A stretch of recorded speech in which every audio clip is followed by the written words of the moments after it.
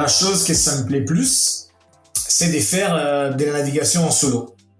Parce que c'est un peu plus proche à la nature, voyager en solo, en plus, étudier philosophie, ça te met sur un plan d'introspection. Donc, bateau plus solitude égale introspection. Voilà, vite, je comprends que c'est mon chemin. C'est dommage, dans les bateaux, on était obligé de naviguer sans les foils. Donc, à un moment donné, tu te trouves vite au 70% de la vitesse de ton bateau pour une force majeure et tu peux pas faire grand chose, tu subis. Tu es occupé tout le temps, tu règles les bateaux. Après, il faut que tu fasses des checks pour voir si tous les parties sont en bon état. Après, il faut que tu fasses la météo. Donc, tu passes quand même du temps à la table à cartes. Après, tu te fais manger, tu manges, tu fais ta vaisselle. Donc, tu es occupé beaucoup dans ta journée. Et après, dans des moments un peu calmes, tu as le temps pour réfléchir. Tu peux réfléchir à ta vie, tu peux réfléchir à comment rénover ta maison. Bah, c'est sûr que ton mental, il est capable de se balader où il veut, quoi.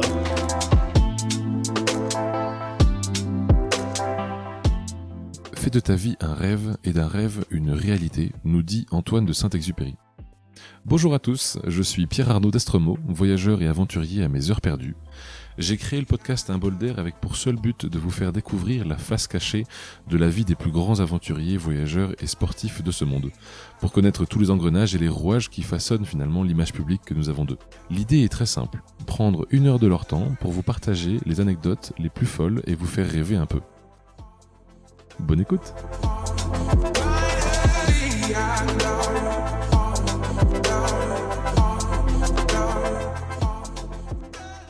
Bonjour à tous, aujourd'hui on accueille Giancarlo Pedote.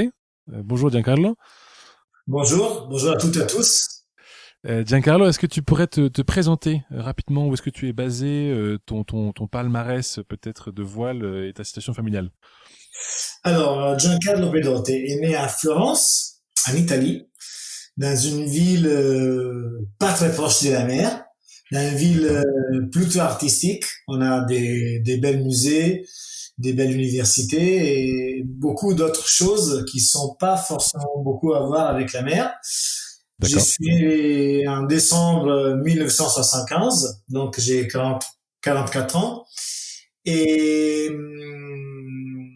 en jour d'aujourd'hui, pour répondre à ta question, j'habite à l'Armor-Plage, proche de Lorient, en Bretagne. Et après une longue chemin depuis Florence, je suis arrivé ici pour arriver au bout de mon rêve, qui c'était faire de la course au large à la voile. Et donc aujourd'hui, j'habite ici avec ma femme et mes enfants dans une zone plutôt agréable de la planète, où je me dédique à mon travail, que c'est aussi ma passion, que c'est faire de la course au large. Ok. Et alors comment ça a commencé depuis quand est-ce que tu fais de la voile aujourd'hui? Alors moi, j'ai commencé à faire de la voile que j'avais 12 ans dans un golfe qui s'appelle le golfe des Follonica, qui c'est une petite ville en face de l'île d'Elbe, en Italie. Et là, j'ai commencé à faire de la planche à voile, tout simplement. On était un petit groupe des gars alors avec des planches pas forcément au but de la technologie comme aujourd'hui, avec des dérives en bois, avec des wishbones qu'on attachait avec des ficelles. Voilà, des trucs plutôt rustiques, des voiles triangulaires avec quelques petits demi-lattes. Et donc voilà, on était un groupe des garçons qui ont s'est mis en même temps à cette magnifique discipline. Et voilà, et vraiment, je me suis vite passionné à un sport comme celle-ci des glisses, que je trouve plein d'adrénaline, avec des sentiments, des libertés, et quelque chose qui m'a bien enchanté.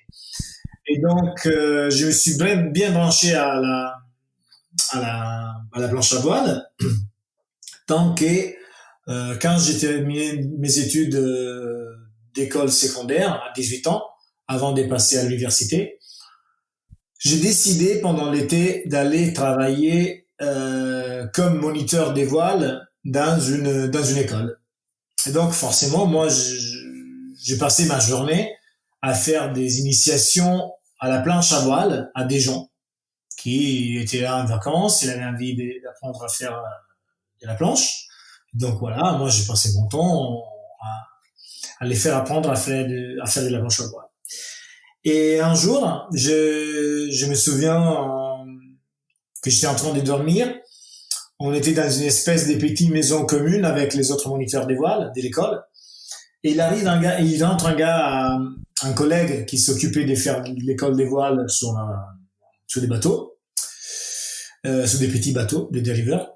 Et lui, en fait, il avait fait une soirée avec des autres gens.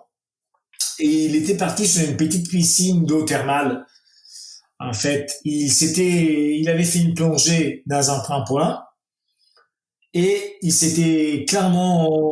avait clairement percuté sa tête dans les fonds de la piscine. Parce qu'il n'avait pas assez d'eau. Donc voilà, il avait une petite douleur assez fort quand même. Il venait de l'hôpital entre les coups et les épaules, quoi.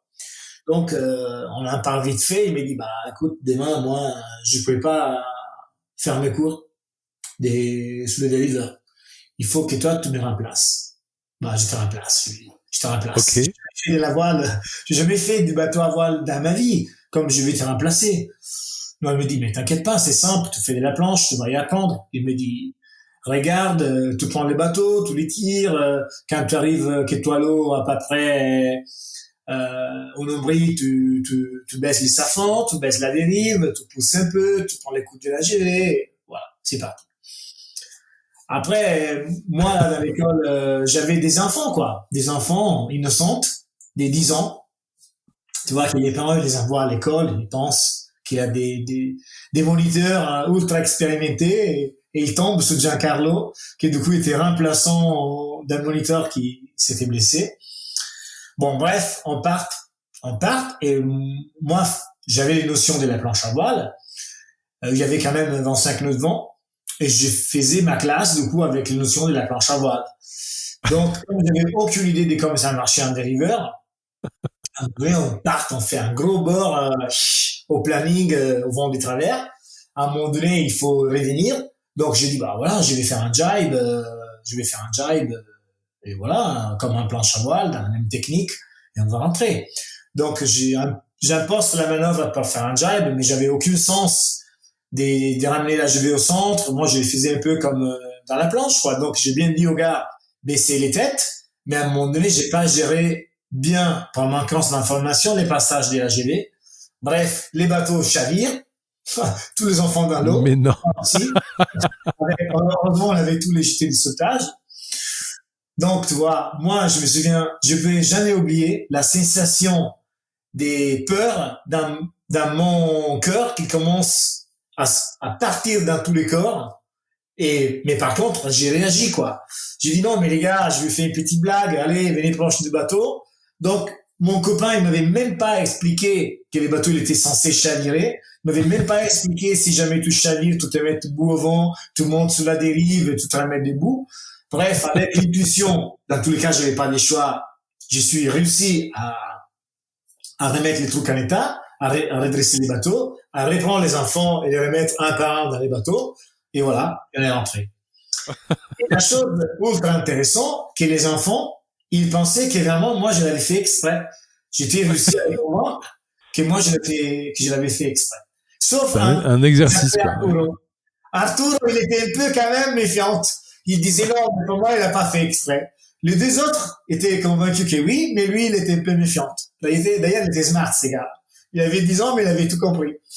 Et à la fin, par contre, les enfants, ils disaient, non, mais nous, la classe, on voulait faire qu'avec Giancarlo.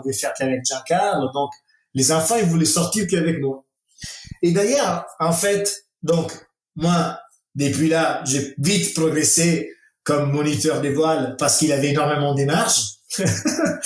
Et en plus, j'ai trouvé plus sympa de faire des classes des bateaux à voile plutôt que des windsurf. Parce que ma classe de windsurf, ça consistait d'être sur un planche avec une pagaie à perdre la voix, à expliquer les choses aux gens. Et d'autre côté, j'ai resté assis sur un bateau avec avec la barre dans les mains, c'était vachement plus agréable. Donc, tout ça, ça continue. Je commence dans les années futures. En fait, moi, là, à l'époque, j'étais pas que j'avais 18 ans. Donc, je termine ma saison en tant que moniteur des voiles et des planches à voile, les deux. Après, j'ai commencé à étudier à l'université philosophie.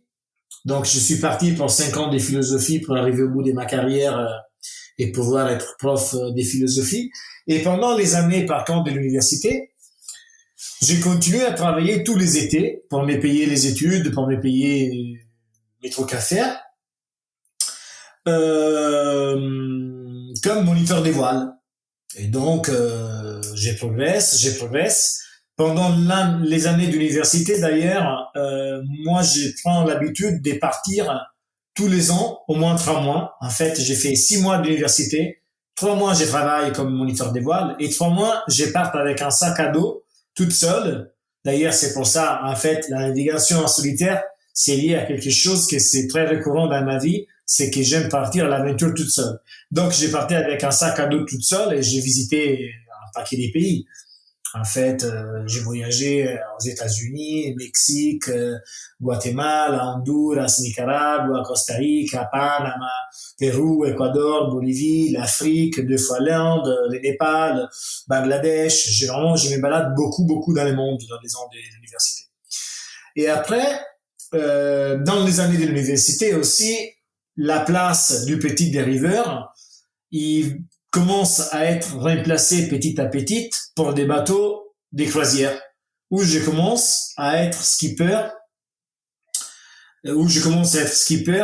pour des bateaux de croisière, pour balader les gens. Donc, entre-temps, je prends les permis pour conduire des bateaux, parce que mon cousin, en fait, que c'était lui qui m'avait fait passionner au windsurf, il était devenu skipper des bateaux à voile. Et donc, grâce à lui, moi aussi, je deviens passionné, je prends des permis, et lui, il m'a ramené de temps en temps à faire des deliveries, à faire des convoyages. Il me disait, bah voilà, Jean-Carl, j'ai fait le bateau à Méné, en Grèce, viens, tu me files un coup de main. Et voilà, on partait ensemble. Donc. Depuis Florence? Quand tu dis que tu vas en Grèce, tu pars depuis où? On part de Puntalla. Puntalla, c'est un port qui c'est à 180 km de Florence. Donc, 2 heures de route pour arriver à ces ports-là. Et voilà, et on fait des convoyages. Après, moi, je commence à être moniteur des voiles sous les bateaux des croisières aussi, avec des gens. Et donc, comment dire, l'histoire du petit bateau, ça va être remplacé pour des gros bateaux. Donc là, on est arrivé à peu près à la fin de mes études, où il faut commencer un peu à décider qu'est-ce qu'on va faire après les études, quoi. Donc, je me trouve en face à une bifurcation. D'un côté, les chemins d'être prof de philosophie ou de faire quelque chose un peu lié à ma carrière universitaire. Et de l'autre côté, l'autre chemin, c'était celle-ci de poursuivre un peu la voile. En fait, entre parenthèses, j'étais pas dit, mais dans tous ces temps-là, moi, j'ai commencé aussi à faire des petites régates les week-ends avec des propriétaires qui sont en bateau. Et donc, les week-ends, ils commencent à faire... ils font ces régates et donc ils cherchent des équipiers pour faire les régates. Et donc, moi, je commence à faire partie des certains équipages et un peu, je travaille et un peu, je fais des régates pendant les week-ends. Donc, après l'université, je me dis, je me donne 2 ans d'essai. Voilà, je prends 2 ans, pas sabbatique, bien évidemment, parce que j'ai travaillé, où je dis, je cherche de regarder comme ça peut marcher la carrière du skipper. Et après, à un moment donné, si je vois que ça le fait pas ou que ça me plaît pas, je pourrais toujours, à 28 ans, replier sur la carrière liée à mes études. Donc, à ce moment-là, l'énautisme, il est en train bien de monter en Italie. On a pas mal de travail. Et donc, je travaille comme skipper des bateaux de croisière pour ramener des touristes faire des croisières. Et je travaille aussi beaucoup comme équipier professionnel sur des circuits des régates, comme par exemple la Sardinia Cup, la Swan Cup, beaucoup des régates qui ont fait chez nous en Italie, la Roma Perdue, la Roma Pertutti, là je pourrais te citer beaucoup. Et donc je commence un peu aussi à gagner ma vie en tant que coureur, en tant que régatier. Mais je comprends vite que la chose que ça me plaît plus, c'est de faire de la navigation en solo. Parce que c'est un peu plus proche à la nature, voyager en solo, en plus étudier philosophie, ça te met sur un plan d'introspection. Donc, bateau plus solitude égale introspection. Voilà, vite, je comprends que c'est mon chemin. Mais il y a un problème, que pour faire du bateau en solo et faire des régates, il faut trouver un sponsor. Et comme je suis pas fils à papa, c'est un gros problème. C'est un gros problème pour les sponsors. Donc, je me dis, bah voilà, là, il faut avoir une bonne idée. Et alors, je me rends compte que dans les livres qui sont été publiés sur la voile, il manque un bouquin technique, bien fait, qui explique les choses aux gens. Et je me dis, je vais le faire. Je vais chercher de sortir avec une maison d'édition très, très reconnue en Italie. Et je vais faire une belle dédicace dans la première page du bouquin, qui ça va être la suivante. À les premiers bateaux qui va me faire cadeau de l'océan solitaire, cherche sponsor urgent. Et donc, à un moment donné, je me souviens que j'étais à Punta, là, dans les clubs où on faisait des régates, où il y avait beaucoup de chefs d'entreprise. Voilà. J'étais en train de terminer mes études. Et donc, j'ai dit, bah, allez, moi, bientôt, je vous laisse. Je vais faire des naves en solo. Il faut que je trouve un sponsor. Je vais écrire un bouquin comme ça. Et voilà. Et autour de moi, il y avait quand même un paquet de chefs d'entreprise parce que, mine de rien, normalement, les propriétaires des bateaux sont des personnes qui ont eu la possibilité de développer une économie. Et donc, ça, c'est un message qui est à un moment donné réceptionné par des gens. Et moi, 3 ans plus tard, j'arrive avec les bouquins dans les mains, édités par Murcia, qui à l'époque, c'était la maison d'édition la plus connue en Italie en termes de bouquins des voiles, avec la dédicace. D'ailleurs, ces bouquins-là, ils existent encore et il a vendu plus de 5000 copies.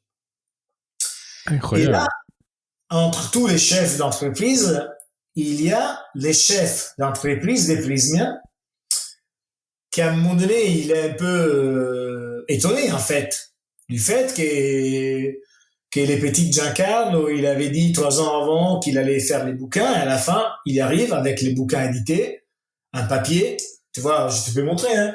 C'est génial. Voilà, ça c'est ma photo. Et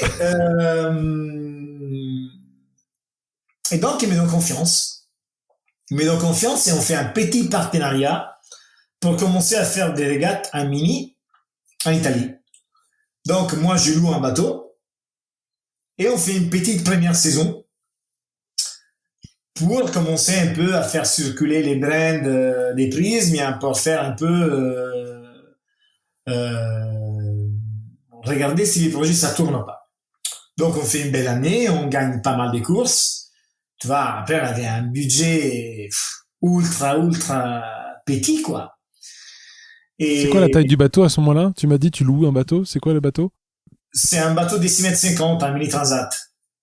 Okay. C'est des petits bateaux de 6,50 m avec qui on peut faire la mini transat, qui c'est une régate qui part de la France et il arrive à l'époque, parce qu'après moi j'ai fait cette course, qu'il arrivait au Brésil en 2009. Après là, actuellement, ça arrive au Caraïbes, voilà.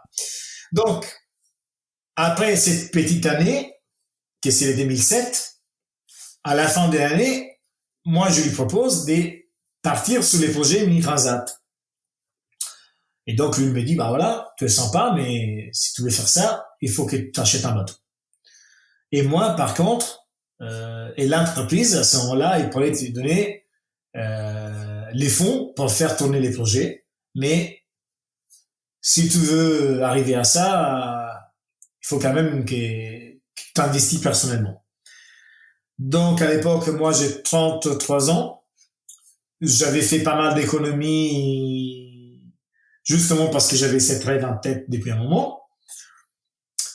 Et avec quelques petites dettes, très très petits, j'arrive à acheter un bateau. Un bateau, c'est Prysmian ITA 626, sous les couleurs des Prysmian, pour partir dans les projets Mini Transat 2009. Donc là, en 2009, je rencontre Stéphane, qui après ça va devenir ma femme, et je commence à faire je commence à faire beaucoup de régates en Italie et en France pour me qualifier pour cette course que c'est la Mini Transat, qui à l'époque c'était entre La Rochelle et Salvador de Bahia. Et voilà, 2009 on part pour la Mini, je termine quatrième, que c'était une édition avec pas mal de niveaux, et en plus c'était un peu les meilleurs résultats faits par un Italien à l'époque. Donc voilà, quelque chose de positif, au premier coup en tout cas. Carrément. Et voilà, donc les sponsors ils sont contents, et on décide de poursuivre cette aventure. Donc moi j'arrive à vendre mon bateau plutôt bien, j'arrive à récupérer tout mon argent, et là je commence à enchaîner des autres projets dans les milieux de la course large, toujours avec mon sponsor Prysmian. Et donc on fait 2 ans des Figaro, on fait une deuxième saison à Mini avec un prototype. Avec ces prototypes-là, j'ai gagné beaucoup de régates. J'ai fait deuxième à la Mini Transat 2013. J'ai gagné les Sables des Azores. En 2014, j'ai gagné toutes les courses de calendrier. Donc, une belle saison de succès. Après, en 2014, j'ai parti aussi sur la rue du Rhum avec un classe 40. Et je suis obligé, la première nuit, de monter dans les mâts pour libérer ma trinquette qui était restée accrochée dans une barre des flèches à cause d'un problème sur un hook. Ouais. Donc, je suis obligé à m'arrêter à Roscoff, je répare et j'arrive à terminer 10e. Donc aussi un bon sigle, un bon résultat apprécié par les sponsors. Ouais. Après, en 2015, j'ai parti sur une saison à multi 50 avec Erwan Leroux. D'accord. Avec qui gagne la Transat Jacques Vabre. Et après, je commence un peu à travailler sur les rêves un peu de ma vie, que depuis les Mini, il commence un peu à me rentrer en tête de plus en plus, que c'est partir sur les Vendée Globe. Et donc voilà, on cherche plusieurs solutions. Et à la fin, mon sponsor qui me suivent là depuis 13 ans, parce que là on a commencé en 2007, là on est en 2020, donc c'est un vrai signe de fiabilité. Il décide avec moi de partir sur ces projets-là. Et donc on rachète un foiler, un bateau de dernière génération, qui au jour d'aujourd'hui il est sous les couleurs totalement Prysmian Group. On a une autre partenaire qui nous rejoint dans l'aventure, que c'est une association qui s'appelle Électriciens sans frontières. Électriciens sans frontières, il y a la mission de ramener de l'électricité du téléphone au de l'eau dans des pays qui sont soit jamais eu tout ça, donc ce sont des petits villages par exemple perdus au beau milieu de l'Afrique, ou soit de la ramener où notamment il y a des catastrophes naturelles et donc les gens ils restent un peu coupés du monde. Moi, j'aimerais bien un peu souligner l'importance de l'énergie, parce que même avec tous les problèmes qu'on a aujourd'hui, notamment au problème du coronavirus, un hôpital, sans énergie, il peut pas marcher. Donc, on peut avoir tous les appareils du monde. Si on n'a pas d'électricité, on va pas loin. Donc, D'accord. quelque chose que ça me parle vraiment. Et donc, voilà. Giancarlo Pedrotti, en 2019, ils partent sur un IMOCA 60, foiler, sous les couleurs du sponsor titre Prysmian Group, avec à bord un très beau message à faire passer à les gens, que c'est les messages d'Électriciens sans frontières, voilà, qu'il est parti de l'équipe, qui est parti du team avec ses valeurs, et qui, même pour moi, il rajoute un gros motivation de chercher de faire passer des messages importants à travers les projets qu'on anime avec Prysmian Group. Ouais, Donc, voilà. Dans 24 minutes, je peux te raconter ma vie depuis la naissance à 44 ans. C'est très complet, c'est parfait. J'ai pas mal de petites questions, Giancarlo, qui vont suivre. Du coup, pour bien comprendre, tu m'as dit tu as rencontré Stéphania, qui aujourd'hui est ta femme, si je me trompe pas. Oui. Elle te soutient dans ces épreuves-là, parce qu'effectivement, là, si tu pars faire le Vendée Globe, c'est vrai que c'est 3 mois d'absence. Elle te soutient quand même dans ces moments-là. Bah, dans tous les cas, elle n'a pas beaucoup de choix. Soit elle me Oui. soutient, soit elle me quitte. Donc, je pense qu'elle choisit les moins pires, qui c'est de me soutenir. Non, bien évidemment, en fait, les gros avantages, c'est que moi, j'ai rencontré Stéphane quand j'étais déjà navigateur solitaire. Donc, c'est pas que tu connais quelqu'un qui fait un travail dans un boulot et après un jour il s'élève et il décide de changer sa vie. Et ben, déjà connu dans cette version. Donc, forcément, sont été en plus des pas très enchaînés, très conséquentes. On n'a jamais sauté des étapes. Et comment dire, ma femme, elle sait très bien que ces tours du monde, pour moi, c'est très important. En plus, je pense que même pour les enfants, de vivre ça à travers son papa, en plus, sous les bateaux, on peut même communiquer avec les téléphones, avec la famille. Donc, voilà, je pense que à moi, ça me permettra de raconter des belles aventures, et même à eux, je pense d'avoir papa impliqué sur une aventure de cette taille-là. Ça les incite à poser des questions, à s'interroger sur certaines choses, à imaginer son papa autour de la planète. Moi, je pense que c'est une belle aventure pour moi perso, mais même pour une famille. Au moment qu'on a dans les valeurs de la famille et l'amour et l'acceptation des passions des autres, il n'y a pas de raison parce que ça marche pas, quoi.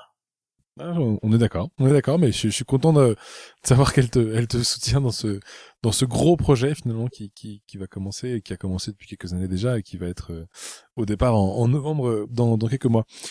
Pour comprendre effectivement ta carrière aujourd'hui, tu as beaucoup évolué sur comment dire de l'expérience personnelle, c'est un petit peu empirique finalement comme travail. Est-ce que tu as un coach aussi à côté de toi qui va t'accompagner, qui va te monter en performance? Alors, moi, j'ai plusieurs coachs. J'ai différents coachs. Alors, j'ai un coach sur l'eau avec qui je travaille depuis 2009, qui c'est Tanguy Léglatin. Et lui, c'est mon coach. Surtout qu'est-ce que c'est, notamment la technique de la voile. En plus, il me jette un regard sur les projets dans toute sa globalité. On discute. On a même une relation d'amitié au jour d'aujourd'hui, d'amitié. Et donc, on réfléchit sur les choix des voiles, on réfléchit sur la technique des manœuvres, on réfléchit sur l'aspect sportif du projet. Après, j'ai un coach physique, pour la développement physique, que c'est moi-même, parce que j'ai pas encore trouvé quelqu'un qui m'a vraiment fait, comment dire, craquer. Mais sinon, moi, je m'entraîne avec un club des triathlons, Plomer Triathlon. Et donc, j'ai fait avec les groupes des séances de natation et des courses à pied. C'est plutôt sympa. Moi, je suis passionné des courses à pied. Et en 2018, j'ai fait l'échappée belle, qui c'est une course dans les massifs des Beldanes. Moi, j'ai fait les petits parcours mais c'est quand même 59 bornes avec 4200 mètres de dénivelé, positif et négatif. Donc voilà, j'ai mis 3h30 pour faire ma course. Je suis arrivé 250e sous 500. Donc voilà, c'était un autre défi perso intéressant ou que ça m'a permis de les préparer et que ça mette un peu des différences, des couleurs dans ma carrière des sportifs.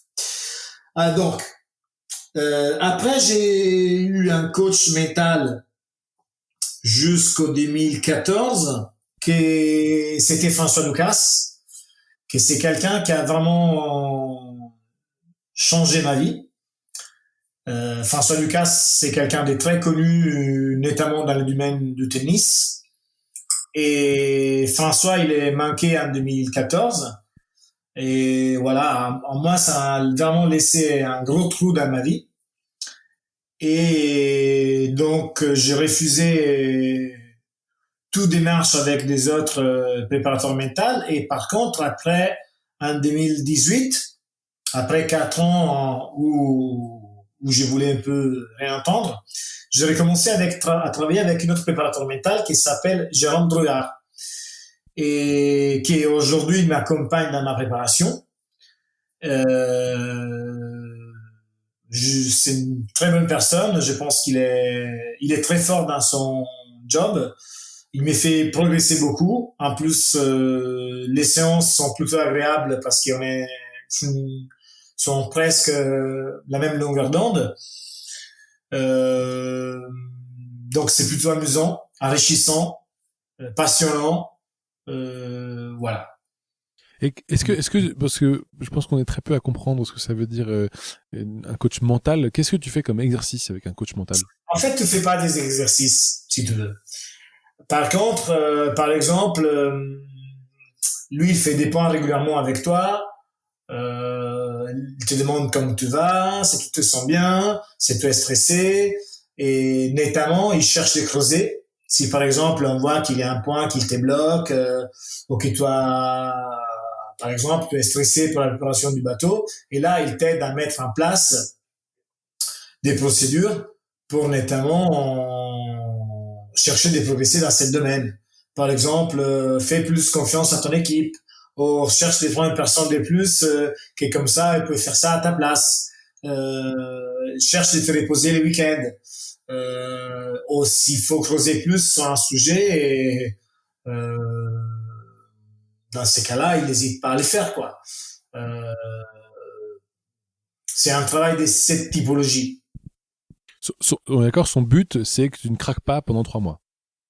Oui, son but est aussi que tu arrives au départ avec un état mental d'équilibre, que tu n'arrives pas à cramer au départ, quoi. Parce que ça peut arriver aussi. En fait, les skippers avant le départ, ils sont très sollicités pour les médias et aussi pour tout qu'est-ce que c'est la préparation du bateau, l'avitaillement, les sacs des fringues, la préparation météo. Quand même aussi te partent, tu te dis au revoir à tes enfants, tu vas faire le Noël de ton côté au beau milieu du Pacifique. Donc voilà, il y a plusieurs choses qu'il faut qu'elles soient à point les jours que tu les amarres, quoi.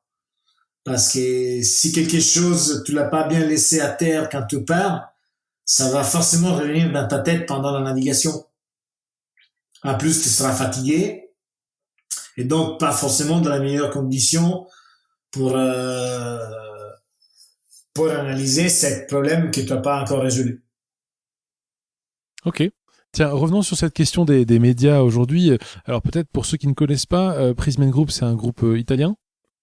C'est un groupe worldwide, en fait, dans tout le monde, qui s'occupe des produire tout qu'est-ce que c'est des câbles, des fibres optiques, câbles téléphoniques, notamment pour les communications, et qui sont aussi leaders dans la pose de ces câbles. Par exemple, on a besoin de relier la Nouvelle-Zélande et l'Australie par un câble. Ils sont un gros navire qui fait un tracé dans les fonds de la mer. Ils mettent les câbles dans les fonds de la mer et ils recouvrent derrière. Donc, ce sont des opérations qui prennent beaucoup, beaucoup de temps des fois. Hein. Après, les navires, il n'est pas capable d'avoir toute la bobine des câbles en même temps. Donc, des fois, ils mettent une bouée, ils laissent les câbles à une certaine profondeur avec un GPS. Ils partent à chercher notre bobine. Il revient, il reprend les bouts des câbles, il soude, ils font soudure. Il continue à poser. Voilà, c'est un gros job, ça prend beaucoup de temps et que ça permet de transporter l'énergie dans les différents pays du monde. Et donc, c'est ça aussi que ça me fait très fier de mon projet. C'est que quand même, les bateaux, il a besoin de l'énergie humaine pour avancer.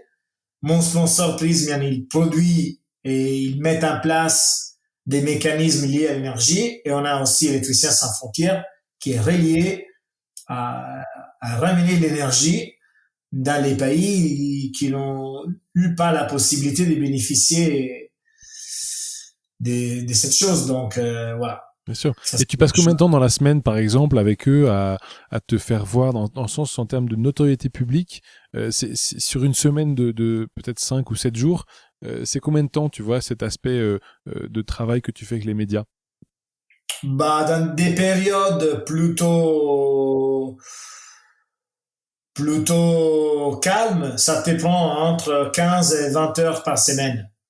Dans des périodes un peu plus importantes, proches des courses, un peu plus. En fait, il faut que tu considères les réunions de communication avec les acteurs du projet et après, par exemple, les temps que tu mets en place à caler les rendez-vous, à faire l'interview. Des fois, ça passe via message WhatsApp. Des fois, il faut que tu écris un article. Des fois, c'est beaucoup des appels pour rédiger des communiqués de presse, ou plutôt que des news, ou plutôt que, par exemple, animer les réseaux sociaux via Facebook et tout ça. En fait, des fois, c'est des slots de 30, 1 heure, 5, 10. Après, quand tu cumules ça, plus ça, plus ça, plus ça, tu arrives à la fin de la semaine et tu fais des heures et des heures, quoi. Et t'en as pas alors je pense pas que le mot ce soit un peu marre parce que c'est pas vrai, mais est-ce que c'est beaucoup selon toi? Est-ce que c'est trop? Non, moi je pense pas. En fait, c'est grâce à ça, c'est ça que ça permet à nos projets de vivre. Et donc, moi je pense que les histoires sont susceptibles de prendre de la valeur au moment qu'ils sont communiqués. Bien sûr.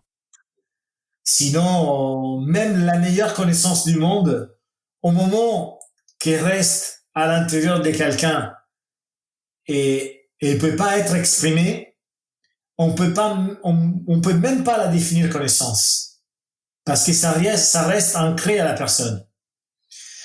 Donc, je pense que les projets qui ont fait nous-mêmes sont là pour être partagés avec les gens, pour donner, pour faire rêver les personnes, pour donner des messages de ténacité, pour donner des messages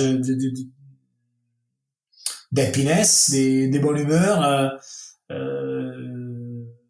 des plusieurs choses, quoi, qui sont un peu liées à la personne. Donc, chaque projet, il y a un peu son accent. Et non, moi, je pense que c'est plutôt important qu'on fasse ça, bien évidemment. Après, moi aussi, je prends du plaisir de partager mes aventures. Donc, moi, je trouve que c'est plutôt correct. Et donc ce sponsor-là, qui donc est ton sponsor, qui était jusqu'à peu ton sponsor unique, c'est également avec ce sponsor-là que tu vas pouvoir vivre ta semaine, on va dire. C'est eux qui te permettent de vivre. Est-ce que Stéphania travaille elle aussi ou pas? Oui, Stéphane aussi. En fait, moi, quand j'ai connu Stéphane, c'était une art directeur dans les domaines de la communication. Donc, elle s'occupait de tout ce que c'est visuel dans la communication, notamment les images, les logos, les fonds des écritures. Elle travaille aussi comme journaliste. Elle était beaucoup impliquée dans la communication. Et après, quand elle m'a connu, il a vu que mon projet, il avait beaucoup de choses où on pouvait faire mieux. Et donc, petit à petit, elle a pris des choses en main. Et elle travaillait du coup un bon moment de son temps pour ses clients et après aussi avec moi. Et donc, au jour d'aujourd'hui, elle est très impliquée dans toute la partie com de mon projet. Après aussi, il a des autres clients qu'elle a continué à garder pendant les années. Et donc, bien évidemment, moi, avant, j'avais plusieurs clients en tant que skipper. Même au jour d'aujourd'hui, j'ai des appels pour aller à skipper des bateaux plutôt qu'aller les tactiquer. Mhm. Mais je peux pas, en fait. D'un point de vue comment dire, j'estime que pour arriver au but de mon projet, dans les meilleurs cas de figure, il faut que je m'implique au 100%. Donc moi, au jour d'aujourd'hui, je considère aucune opportunité qui soit extérieure à mon travail sous les projets pays d'entreprise, mais en Vendée Globe 2020. Après ça n'empêche pas que je vais naviguer sur des autres bateaux. Par exemple, avec des copains qui font des projets sous des autres supports, mais c'est justement lié à l'entraînement. C'est parce qu'on est en train de travailler quelque chose de ponctuel et donc ça me fait du bien de naviguer sur des autres supports. Mais par exemple, cette année, j'ai jamais fait. Parce que, mine de rien, les projets, en termes de management, organisation, gestion, ils te prennent toute la semaine. Et tu arrives même pas à faire tout ce que tu aimerais bien faire. Donc, à un moment donné, voilà, on est impliqué 100%. Ça m'étonne pas. Est-ce que durant ta carrière, du coup, ça fait quand même déjà bien 20 ans que tu navigues, est-ce que dans ta carrière, tu as déjà eu des blues, des frustrations, des éléments sur lesquels tu regrettes de pas l'avoir fait ou que tu es triste de pas l'avoir fait comment tu le vis? Non. Triste de l'avoir pas fait? Non. Ça, jamais.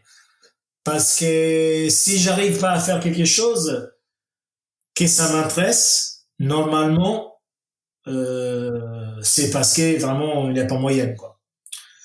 Donc, j'ai pas de regrets parce que grâce à Dieu, j'ai réussi à faire toujours ce que je voulais faire. Après, bien évidemment, je pourrais te dire que je pourrais être présent sur les Vendée Globe 2016, mais bon. Par contre, tu vois, je considère que c'est une chance d'être présent sur les Vendée Globe 2020 plutôt que paillettes, quoi. Donc, à un moment donné, c'est sûr que la tendance humaine, c'est toujours à vouloir plus, mais après aussi, il faut être conscient que les choses, pour les construire, il faut du temps.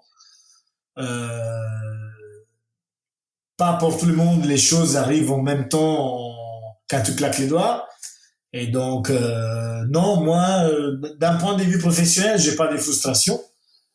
Après, bien évidemment, sportivement, on peut toujours faire mieux. Sportivement, on aimerait bien toujours gagner des courses. Après, il faut accepter aussi que des fois, ça passe, tu gagnes, et des fois, tu gagnes pas. Ça, c'est, ça, je pense, dans tous les sports. Mais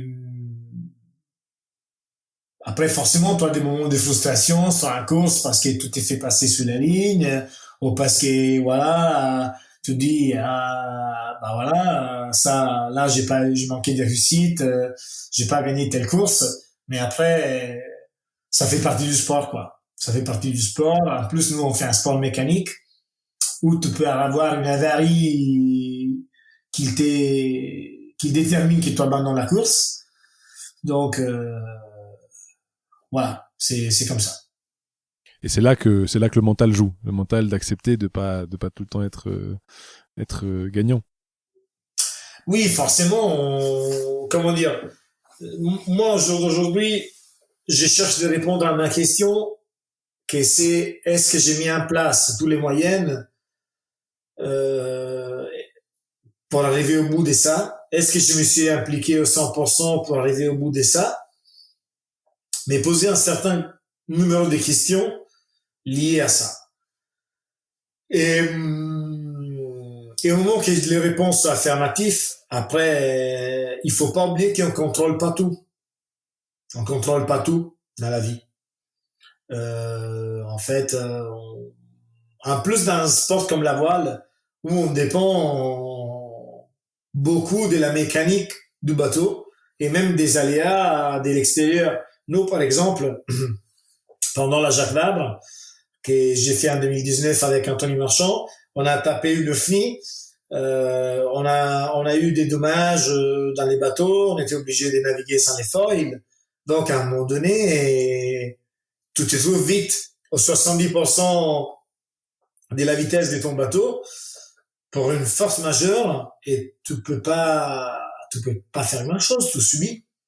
Parce que des aléas, ils sont déterminés que ta course, à un moment donné, ça s'arrête sur le profil performance, quoi. Après, bien évidemment, si tu fais de la course à pied en piste, tu as moins d'aléas mécaniques, parce que c'est quand même rare que la chaussure d'un coureur, ça se casse. Mais par contre, les sportifs, ils sont éventuellement plus sollicités à des blessures musculaires. Et donc, à un moment donné, tu es prêt pour les Olympiades, que tu dis, je les vais gagner. Tu fais une séance d'entraînement un mois avant des Olympiades et tu as une blessure qu'à un moment donné, ça va pas guérir rapidement.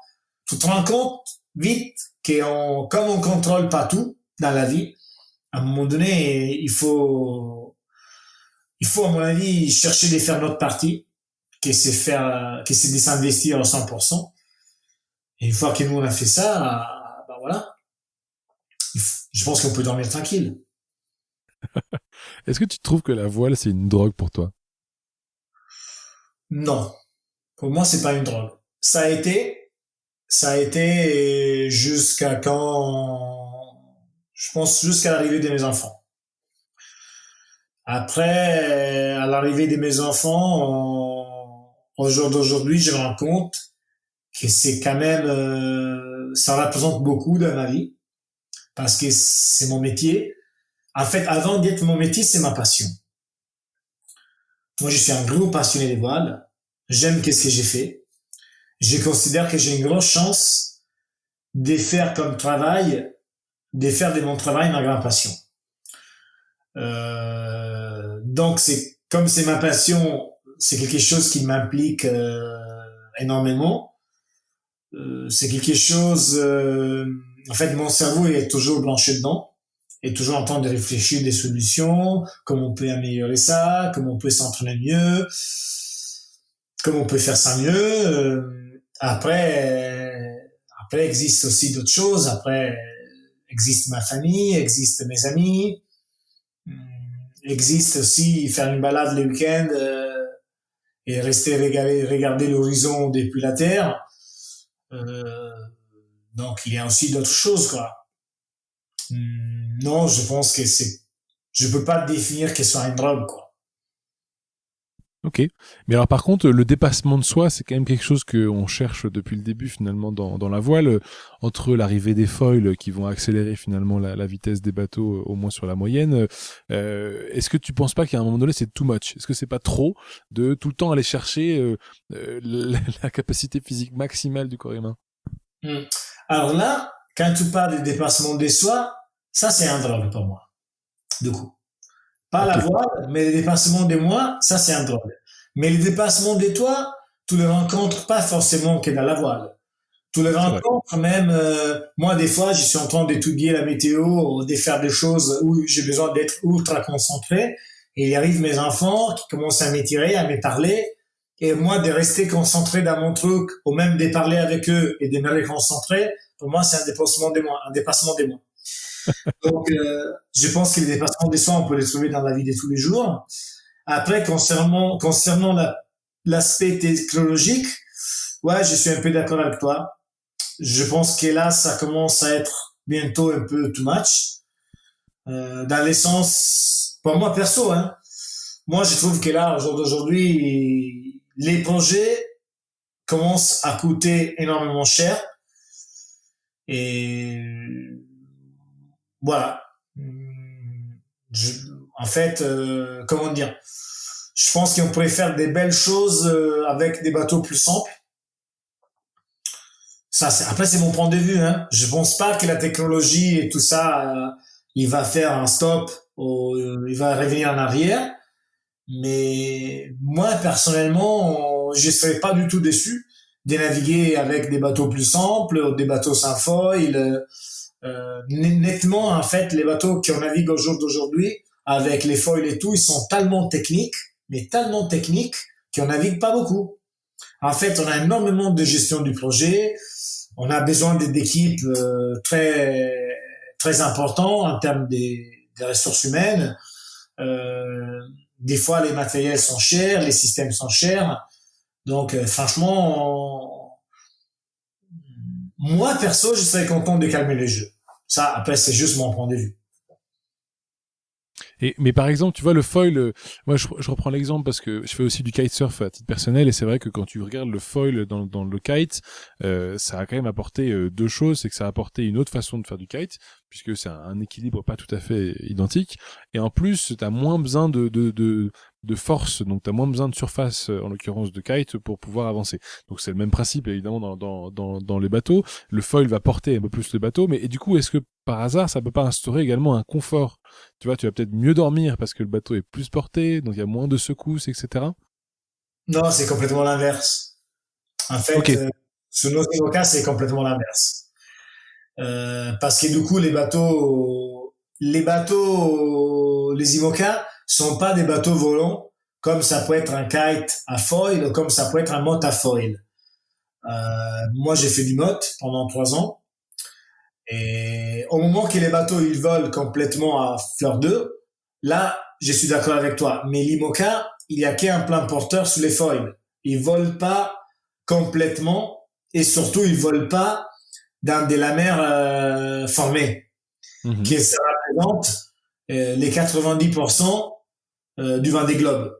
Donc nettement, tu prends toujours des chocs violents, tout est compliqué. Manger, dormir, se balader dans les bateaux, tout est compliqué à cause des sollicitations importantes qui prend les skippers. Donc voilà, on est bien sollicité, on est bien sollicité en tant que skipper d'IMOCA. Qu'est-ce que tu fais sur un bateau pendant 3 mois? Alors, j'ai conscience que tous les jours il y a des réglages à faire, que même, comme tu disais, faire cette activité de préparer à manger, de dormir, ça reste des occupations qui demandent de l'énergie. T'as quand même un petit peu de temps libre. Qu'est-ce que tu fais toi, ton temps libre sur l'IMOCA? Bah, en fait, tu es occupé tout le temps, dans l'essence. Tu règles les bateaux. Après, il faut que tu fasses des checks pour voir si tous les parties sont en bon état. Après, il faut que tu fasses la météo. Donc, tu passes quand même du temps à la table à cartes pour chercher d'aller dans la bonne direction. Après, tu t'es fait manger, tu manges, tu fais ta vaisselle. Euh, donc, tu es occupé quand même beaucoup, beaucoup dans ta journée. Et après, dans des moments un peu calmes, tu as le temps pour réfléchir à tout qu'est-ce que tu peux réfléchir. Tu peux réfléchir à ta vie, tu peux réfléchir à comment rénover ta maison, tu peux réfléchir à où partir en vacances quand tu vas terminer ton Vendée Globe. Bah, c'est sûr que ton mental, il est capable de se balader où il veut, quoi. Est-ce que tu réfléchis parfois à pourquoi est-ce que t'es là? Bien sûr, faut réfléchir à ça. Par contre, on n'a pas encore trouvé la réponse. C'est ça qui est passionnant. Ouais, bien sûr. Par contre, peut-être on va la trouver. Par contre, peut-être je vais la trouver. Je vais la trouver pendant le tour du monde. Mais bien sûr, je pense que la réponse c'est parce que tu es drogué du déplacement des toits. Tu es drogué de t'éprouver, de te tester, de voir un peu plus sous tes limites, de regarder comme tu réagis dans l'inconfort. Euh, voilà, je pense que c'est ça la réponse. Et alors, tu as parlé plusieurs fois de courses que tu as faites, parfois seul, parfois en groupe. Tu dis que tu es plutôt quelqu'un de solitaire, si je comprends bien. Est-ce que tu as envie, une fois que le Vendée Globe, par exemple, se termine, de faire d'autres courses à plusieurs? Ça, je sais pas. Pour l'instant, je préfère pas me prononcer parce que d'ailleurs, les Vendée Globe, il faut les finir. Il faut Mhm. partir et il faut les finir. Et après, je pense que ça pourrait être passionnant, effectivement, de naviguer en groupe, surtout avec des profils différents en mien. Et voilà, je me dis pourquoi pas. Pourquoi pas, après ça, faire une expérience différente, avec toujours, par contre, le but de recommencer à faire du solitaire après. Parce que je pense que dans tous les cas, j'ai fait assez d'équipage pour me rendre compte que la chose que ça me fait un peu plus rêver, c'est faire du solitaire. C'est la chose où je m'éclate, où je suis vraiment à l'aise. Moi, je suis quelqu'un qui adore beaucoup les silences. Déjà, quelqu'un qui cause à bord du bateau, il me gêne même un peu, quoi. J'aime, j'aime Même un italien? Même un italien? voilà, même en italien. En fait, j'aime me submerger dans les silences quand je navigue. Et donc, euh, et donc voilà. Ok. T'as un rêve en particulier maintenant que le rêve du Vendée Globe est en route? Est-ce que t'en as un autre? Non, justement, quand j'avais fait les Vendée Globe, j'avais terminé les rêves. Donc voilà, il faudra trouver un autre. Eh ben peut-être que tu auras 3 mois pour en trouver un Exact. autre J'ai pour du y temps pour trouver réfléchir. un autre rêve. Ok. Est-ce que tu comptes t'arrêter un jour de faire de la voile, Giancarlo? Comment? Est-ce que tu comptes t'arrêter un jour, Giancarlo? euh, Pour l'instant, je me suis pas posé la question. Mais je pense que tous, un jour, ça s'arrête. Tous. Toutes les choses, ils vont mettre un point. À un moment donné, forcément, un jour, tu seras plus dans la condition physique de pouvoir les faire. Franchement, je me pose pas beaucoup cette question parce que je suis quelqu'un qui vit la vie les jours les jours. Et après, si par contre, j'ai décidé plus tôt que prévu d'arrêter la voile, ça sera parce que j'ai quelque chose qui me fait rêver plus de la voile. Donc, euh, donc je pense que ça va être marrant, quoi. Parce que, voilà, au jour d'aujourd'hui, moi, je m'élève les matins avec la banane. Parce que, mine de rien, j'ai fait quelque chose que je suis content de faire tous les jours. Et donc, si je trouve quelque chose qui me plaît plus de la voile, ben voilà, c'est pas mal. Je pense que ma vie, ça sera plutôt belle. Bah, typiquement, on revient sur tes débuts. La planche à voile, par exemple, ça te plaît moins? La planche à voile, ça me plaît. Après, la planche à voile, ça pourrait pas être pour moi au jour d'aujourd'hui un métier. Ok. Je peux les faire comme loisir. Euh, du coup, il faudrait que je change de métier. Et après, franchement, au jour d'aujourd'hui, je pense que de partir toute seule avec mon bateau, c'est la chose qui me fait vraiment marrer. Plus que je pense prendre une planche à voile, comme je l'ai déjà fait beaucoup. C'est une chose qui, après, je serais capable de m'éclater à prendre une planche et partir. Mais bon, là, je prends beaucoup de plaisir à prendre mon bateau et partir quelques jours à me balader dans la planète, quoi. Est-ce que tu pourrais me redire, ce que j'ai peut-être pas entendu au début, pourquoi tu es venu en France? Qu'est-ce qui t'a fait le déplacement? Bah, les déplacements, c'est juste qu'en France, il y a les circuits plus importants en termes de courses au large dans le monde. Et donc, il y a plusieurs coureurs de différents pays qui se sont établis autour de l'Orient, notamment pour pouvoir bénéficier des fournisseurs, des structures et des autres coureurs aussi, d'un point de vue d'entraînement, et comme ça être en condition de gérer au mieux ces projets. Est-ce que tu comptes rebouger autre part? Est-ce qu'il y a un autre endroit du globe qui te plairait plus que la Bretagne? Non, pour l'instant, non. En plus, j'ai pas encore terminé de remettre en état la maison. Et vu que j'ai fait de la voile et j'ai encore les sapins de Noël chez moi parce que j'ai pas eu le temps de les désarmer, donc les journées sont faites des 25 heures. Je pense que là, on est parti pour un bon moment encore en Bretagne. J'ai l'impression qu'avec le coronavirus, il y a beaucoup de monde qui se motive pour rénover leur maison pendant leur confinement. Ça doit aider d'avoir un peu plus de temps. Ouais, après, moi, je suis encore dans l'état d'esprit que j'ai tellement beaucoup de choses à faire liées à mon projet, Mhm. notamment toute l'organisation, par exemple, de la cambuse, des matériels d'espère, des vêtements, de la gestion du projet, comme on est une petite équipe. Je suis pas encore arrivé à la rénovation. Après, si ça se dure vraiment plusieurs mois, je pense que je vais y arriver. Mais il va y avoir un autre problème, qui est les magasins qui vendent les peintures sont pas ouverts. Donc, pour l'instant, ce sera un truc stand-by. Ouais, tout est en stand-by. Euh, merci Giancarlo, ça fait déjà bientôt 1 heure qu'on discute. J'ai 2 petites questions encore avant qu'on se quitte. La première, c'est comment est-ce qu'on te suit?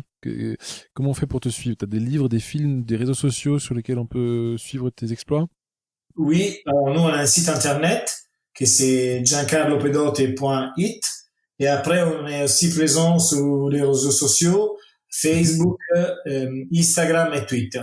Donc, on est assez régulier à poster nos aventures et donc voilà, je serai Parfait. très content de votre support sur les sites internet et les réseaux sociaux. On ira liker. Et la deuxième question, elle est plus pour un autre qui voudrait se lancer. Quelqu'un qui veut se lancer typiquement dans un Vendée Globe, qu'est-ce que tu lui dis? Qu'est-ce que tu lui conseilles de faire? Bah déjà d'y arriver à les Vendée Globe petit à petit et pas de partir sur un projet Vendée Globe comme premier projet, de partir sur des bateaux plus petits et monter en taille progressivement. Mhm. Comme un peu, si on aimerait bien faire de l'escalade en montagne, on va pas jouer l'aigle et rester au premier coup. On commence, on monte progressivement pour se tester, pour regarder si on aime ou pas, pour se lancer dans les grands défis quand on le sent vraiment, quand on se sent vraiment prêt. Donc, il y a d'un point de vue le fait d'être prêt sportivement, Mhm. et après de croire en soi. Parce qu'à un moment donné, ce sont des projets où on a beaucoup des moments difficiles, d'un Mhm. point de vue de gestion du projet. Et donc là, il faut être vraiment motivé et être forte pour, pour arriver au bout du truc, quoi. Donc voilà, ça sont les conseils que j'ai pu lui donner. Tu nous redonnes, parce que j'ai peut-être oublié le nom du livre que tu as écrit. Alors moi, j'en ai écrit 2 d'ailleurs. 2 d'ailleurs. Donc, et un DVD. 3. En fait, les premières, c'est Il Manual de los Skippers, que là, je l'ai plus. D'accord. Sorti en 2004. Les deuxièmes, c'est celui-là, Il Manual del Velista, D'accord. qui est sorti en 2007. Et après, on a un DVD qui est en vente sur Amazon, qui s'appelle See You, qui sont 26 petits épisodes de 4 minutes chacun, où je montre techniquement comment on fait des manœuvres à bord du Mini 650. Donc là, on est presque en rupture de stock de DVD parce que c'est quand même un truc les gens ils sont beaucoup aimés. Et donc voilà. Et peut-être après les Vendée Globe, je vais faire un bouquin pas technique où je vais raconter mes aventures. Mais bon, il faudra y arriver. On n'est pas Mais encore pourquoi là. pas? Mais pourquoi pas? Allez, une dernière question, après on se quitte, promis. L'idée, c'est de dire, aujourd'hui, tu as bientôt, tu m'as dit, 45 ans, bientôt. Si tu devais rencontrer Giancarlo qui a 18 ans, qu'est-ce que tu lui dis? Ah, qu'est-ce que je lui dis? Bah, je lui dis d'être un peu plus patient, d'être un peu moins têtu. Mais ça, c'est pas forcément vrai. Parce que si j'aurais été pas têtu, je serais pas arrivé là. Je pense que j'aurais dit d'être un peu plus patiente. Comme ça, il avait vécu un peu les moments où ça l'est pas aussi vite comme Jean-Carl l'avait voulu. Il l'avait vécu un peu mieux, quoi. Sans beaucoup de stress, sans beaucoup de vouloir aller plus vite que la musique, quoi. Mhm. Comme ça, il avait pu profiter un peu des moments présents plutôt qu'être ultra lancé pour les futurs, pour arriver au bout de ses rêves, quoi. Voilà, ça sera un conseil que je peux lui donner. Bon, bah écoute, merci Giancarlo d'avoir pris ce temps avec moi. Si je comprends bien, on se donne rendez-vous le 8 novembre 2020 prochain au Sable d'Olonne pour le départ du Vendée Globe. Et on sera ravis de te voir partir. Super, merci à toi Pierre Arnaud pour les temps passés ensemble, c'était sympa. Et voilà, et donc à bientôt. On va rester en contact et à bientôt. Ciao. Ciao, ciao.